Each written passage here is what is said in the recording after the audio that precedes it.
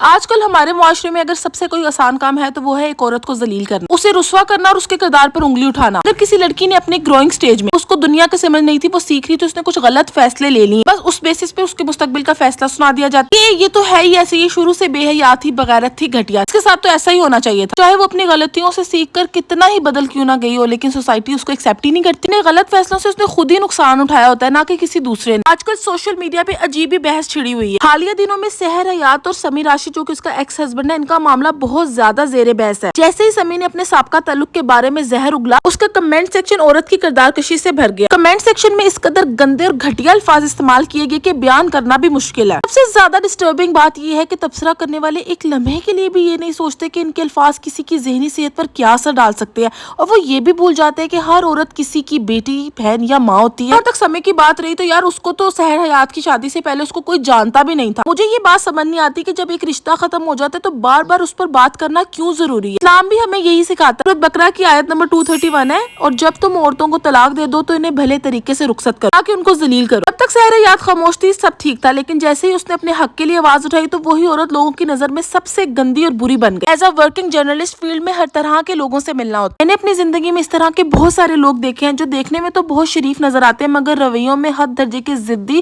اور خود پسند ہوتے ہیں، اور ان کو نارسسسٹ کہتے ہیں۔ آپ کے منہ پر کچھ ہوتے ہیں اور پیچھے کچھ ہوتے ہیں، اور اپنی بات کو سچ ثابت کرنے کے لیے اللہ اور رسول کی جھوٹی قسمیں بھی کھا جاتے ہیں۔ ہمیں دوسروں کی زندگی پر فیصلہ سنانے کی بجائے اپنے بیہیویئر کا یار جائزہ لینا چاہیے۔ I stand with سحر حیات۔ آپ سے بھی ریکویسٹ کرتی ہوں کہ اگر آپ اس کے مشکل وقت میں اس کا ساتھ نہیں دے سکتے تو اس کی تکلیف میں اضافہ بھی مت کرو۔